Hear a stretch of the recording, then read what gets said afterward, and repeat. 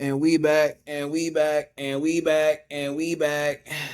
Yo, yo, yo, what's good? It's T here, tapping back in. Doing this podcasting and recording, it's different than recording content off my phone and editing it real quick and then throwing it on the gram. Like it's completely different. There's a whole lot of things that go into, the camera, the screen, the computer, the cords. I now know what streamers go through. I mean, they make it look easy because it looks easy. Because I mean, I'm sure they got guys that do it themselves or do it for them, like Kaisnet and all them. I'm sure they got guys that do. Yeah, I'm sure they do. But I know what they go through because this is a lot. But it's a learning curve. Anything in life you got to learn, and I'm glad I'm learning this because it's just more things I can throw in my Duffy. You know what I'm saying? I can throw in my bag of tricks. But yeah, we getting a little sidetracked off the intro, but that's okay. Um, Hi, welcome. It's T here from Unhinged Sanity, and you are now tuning and watching and listening to the second episode of the Sober and Unbothered podcast, hosted by me, your boy T, powered by Unhinged Sanity. Um, I would just like to address the elephant in the room and say that this episode is probably going to be way better than the first one, just because, like I said before, I was learning, the different cameras, the different angles, the different connecting how to be on camera in long form type of style content. And like I said, I'm just getting better. I'm learning. So yeah, excuse me, and hopefully you guys are still tapping in and still rocking with me because hey, just like sobriety, this is a journey. You know what I'm saying? This ain't no sprint, man. You feel me? But yeah, we locked in. And for this episode, I want to talk about some signs that you have to look out for and notice for yourself that you need to cut out alcohol and drinking into your life. And some of these I have noticed with myself. I resonate with myself. And because there's a point in time where an alcoholic like me will be drinking, and I'm speaking as my past self. But back when I was drinking, there was times where I was drinking and drinking and drinking and drinking, and there was like I want to stop, but I can't stop, and there's signs that you got to look out for, that things that you don't really see. And I'm gonna talk about a few of them. And the first sign that I want to bring up to your attention, and something that I used to always do, is one drink is never just one drink. If you always catch yourself out at a out at a bar with your friends or even by yourself, if you just say, "Oh, I'm gonna just have one drink," and then one drink turns into two, and then two turns into three, and then three turns into four, and then next thing you know, you're back at the liquor store. You got eight empty cans. You got a bottle of tequila. You got a bottle of Jack. You're not just having one. It just turns into more than one, and you just next thing you know, you're back at the liquor store. You're drinking yourself to sleep, and you can't just have one. And um, my brother actually told me that this is actually like the alcoholic test. Is like if you sit at the bar or you just go to the liquor store and buy one drink and say that, oh, okay, I'm gonna just have one. And if you can't just have that one and you have to keep going, then it might be time to take a look in the mirror and evaluate yourself. And hey, I'm guilty of this because I was never able to have just one drink. And I was the type that if I have one, I'm not stopping. And it's crazy because I was actually just having a conversation with someone today in the gym. Um, one of the ladies that worked there, we kind of like bond and relate to because she's sober too, and we kind of relate to alcoholic tendencies and behaviors and sobriety and the whole journey and everything. We were talking about how people that drink have different like cultures around it, and I was saying how culture really affects how people like look at drinking and social drinking and everything around it. And in America, people drink here. Most of the people drink here. I drank. I was drinking just to get drunk. I didn't care about the taste. I didn't care what I was drinking. Because she asked, "Oh yeah, what was your go-to drink?" I didn't have a go-to drink. I never had a go-to drink. I didn't care what I was drinking, bro. As long as that got me drunk, I was in there like swimwear. You feel me? Like I did not care. So like all those non-alcoholic drinks and beers that people be drinking when they get sober, I can't do that, bro. Because I never cared for the taste. I just wanted to get drunk. That's why I drink just like straight Coke Zero now these days. But back to what I was saying, back to my point. Like here in America, people like drink just to binge drink, and people out in like Europe, they drink socially. So like if they're going to hang out with their friends, they're going to a bar, and it's a social setting. Like they're in their culture, they're more than likely to just have one or two glasses of wine or a beer just to have socially around with their homies. And then they'll go home and then go to sleep or, kick it with their wife or their husband or yeah, that's how it goes. But here in America, no, it's not like that. People just binge drink here and that's typically how it goes. And that's what I was doing.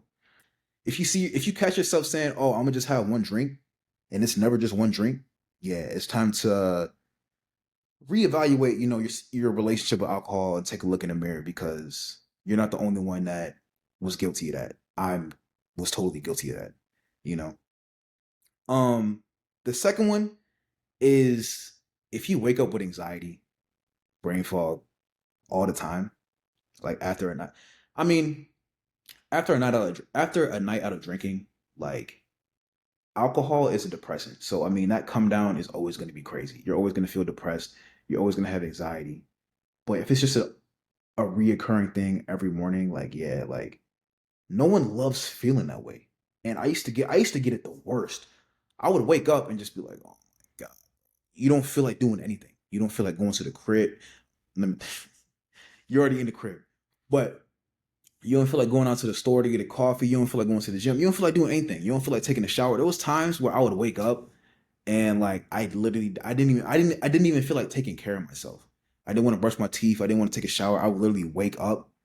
I would still have like a half tall boy of like a Truly or a White Claw or something and a couple shooters I forgot to open. And I'd wake up, I'd see that, and I'd be gassed. I'd be like, "Oh, I bet, like I'm finna get more drunk." And I'd wake up, I'd drink it, and I just lay there for like a couple hours, watch a movie or something, and not do anything with my day. Be a complete waste of space. And then when that come down comes, when that anxiety and depression comes, yeah, you feel the worst, and you want to just keep the vibe going. You want to keep that high going, that drunk going. And nobody loves feeling like that. The anxiety and the depression, oh my God, like, and alcohol just why can I say that word? Alcohol just amplifies all of that because alcohol is a depressant. So whatever you're feeling inside that you don't want to face, that you don't want to look at, alcohol will take that feeling and times it by 10. So it's better to just not drink and just deal with that head on, sober and understand what you're actually feeling and try to understand yourself because nobody loves feeling that way. So take with that, get sober. You feel me? It's better for you. I mean that. I mean that. For real. And the third one, yo, drinking's not fun anymore. Simple as that. It feels more like a job or it feels more like a habit or it feels like you're gonna drink anyway. Even when you feel like you don't want to, you're gonna drink. It's just it doesn't feel fun. When you're sitting at the bar drinking with your homies or you're out with your dogs, like it's not fun. You're on your fifth beer and you're not drunk. You're just like, ugh. It feels like a chore. You know what I'm saying? And there was plenty of times where even I did that. Even I felt like that. Like I used to work back in a restaurant and after work, everybody would be like, oh, you can drink after work, you getting a beer after work, you getting a beer. 9 times out of 10, I was like, dude, I don't feel like it, but I know I'm going to. I don't want to drink. I'm trying to stop drinking, but I'm not going to. Because like it's what everybody's doing. It's the environment you're in, and it's just like, I can't say no. So I guess, bro. Like, and it's not fun, bro. It's not fun to just be like, oh my God, be drinking again. But I'm an alcoholic and I can't stop. I can't just have one. I want to get drunk. So I got drunk. And it's not fun. It starts out as fun, but it's not fun. Once you keep repeating the alcohol, binge drinking, consuming, and all of that, it's not fun, bro. And like looking back, like, oh my, like drinking's really not fun. Once you're in the deep of it, once you're at the bottom of the rock, rock bottom, once you're at the deepest and lowest points of alcoholic tendencies and behaviors, drinking is not fun, bro. It's really not. And some people are really blessed with being able to just have one drink, being able to just be social drinkers, and being able to just say, "Nah, I'm cool. I'm cool tonight, bro. I'm gonna drink some water." Not me, bro. Not me, bro. I wasn't blessed like that. Nah. If there was some beer, at the function, there's a bottle, we could take some shots. I'm the first one there. I'm the first one there. And that brings me to another point, yo. If every single time you get drunk, if you get drunk with people, and you're always the drunkest one there, you're always the drunkest one at the function, you're always the drunkest one in the room. Yeah, it might be time to reevaluate and look at your relationship with alcohol because, bro, I was the king of that. There was times where I was crying at the function, I was screaming at the function, bro. I was the drunkest one there, and that's where that anxiety comes in too, bro. You wake up the next day and it's like, bro, people are telling you like, damn, bro, you know what you was on last night? Damn, you see T last night? Yo, he was wilding. And whole time, bro, you wake up and you like, bro, what are you talking about, bro? I was chilling last night, bro. I don't even remember. Nah, bro, I just had a couple, bro. What you talking about, bro? They're like, nah, dude, you was crying and shit, bro. You was wilding out. You was doing this. You was, yeah. And whole time, bro, you're like, was I really, bro? And it's like, yeah, bro. And that's when you wake up with that anxiety and like, fuck, dude, what did I do, bro? How am I gonna fix this? And then you get into that mood of like, all right, bad, bro. I'm not drinking. I'm not drinking anymore. I'm not drinking anymore. Stop lying to yourself. Because I was lying to myself. That happened to me too many times. I wake up and I'm like, I'm not drinking, bro. I'm not drinking tonight. Whole time, my not shit friends would text me like, hey, bro, we sliding to Mickey's tonight, bro. Pop out. Hey, bro, we sliding to this function tonight, bro. Pop out. Hey, bro, I got some tequila, bro. Pop out. And you know what I'm doing? I popped out. because because I wanted to get drunk, bro. I didn't care, bro. I didn't care. And I would always end up being the drunkest in the room. And I would lie to myself saying I didn't want to drink that night, knowing damn well I was about to drink. So if you always the drunkest one in the room, the drunkest one at the function, the loud and the obnoxious one, the wild card, the one that everybody knows is not going to be able to control the liquor or contain themselves, it may be time to look in the mirror because I was there too many times, bro. I get it. But it's time to be real with yourself because everybody else is gonna lie to you. Everybody else is gonna lie to you and just think you're a good time, think you're fun. But whole time, deep down inside, you know what you're feeling. You know what you're thinking about yourself. But everybody else is not gonna tell you. Everybody else is gonna be like, bro, you're cool, bro. You don't even drink that much, bro. We drinking this weekend, bro. It's only a weekend thing with you, bro. You're a weekend warrior. Whole time, bro, you getting drunk every single second of the day, every day of the week. But they don't know that. But you know that. So be honest with yourself because no one else will. And it's yourself and being able to think for yourself and being able to look yourself in the mirror and be honest with yourself and actually take some self accountability is so important to sobriety in the journey. Stop lying to yourself because somebody got to be honest and it has to be you. You have to be honest with yourself in order to move forward, in order to be healthy. You have to. So please, please be honest with yourself.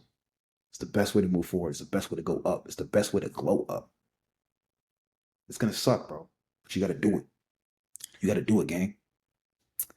My last point is if you keep asking yourself, bro, do I have a problem?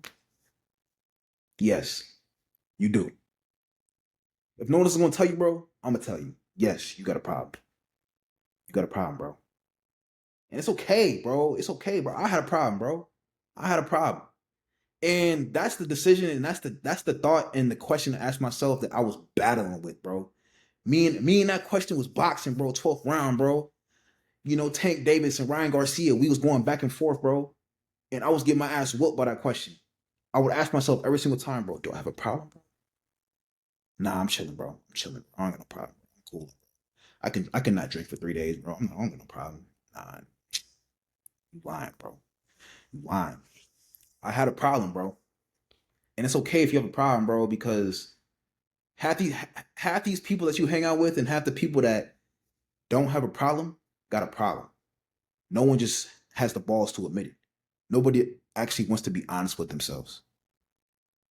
But being able to be honest with yourself and being able to actually admit that about yourself is one of the realest things that you can do. Don't beat around the bush and actually be truthful with yourself. Look in the mirror and take that mask off, bro. It's okay. It's okay, bro. It gets better. It gets better. Sobriety, bro, like, and that's the shittiest thing about sobriety, bro. That's the shittiest thing because the beginning is always the hardest part, bro. Because, bro, there's a lot of things that I was dealing with that I just didn't want to deal with. In the beginning, bro, it's just like everything in your life revolves around alcohol when you're drinking, bro. When you're in the heat of it, bro, and you're in that lifestyle, bro, everything in your life revolves around alcohol, bro. And it's so hard to be able to just think of your life outside of that lifestyle. When you've been living in that lifestyle for so long of, oh man, I'm going to this party later, bro. We finna drink. Oh, I'm going golfing later. We about to drink. Oh, bro, we going swimming later. We about to drink. We going to the beach later. We about to drink. Everything involves a drink. And to be able to think of your life outside of not having a drink, bro, it's tough. It's hard to actually conceptualize and think about being able to live your life not drinking. And I get it, bro. I battled that for so long. And it's one of the hardest choices and decisions that you can make. Because once you've been living like that for so long, bro, it's hard to think you can't drink anymore. And I get it, bro. It's hard. It's hard, bro. But it's not impossible. So for anybody watching this, bro, and you're struggling with addiction, you're struggling with any type of addiction, bro, but we're talking about drinking today. If you're struggling with drinking, struggling with the decision to get sober, thinking that you can't live a life outside of alcohol, I promise you can, bro.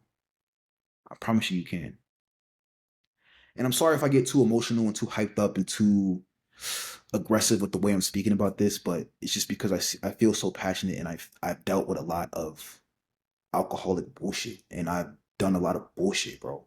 And I just want to tell y'all, bro, like it's a hard decision and choice in order to get sober. It's not easy, bro, but it's not impossible. I think you can do it, bro.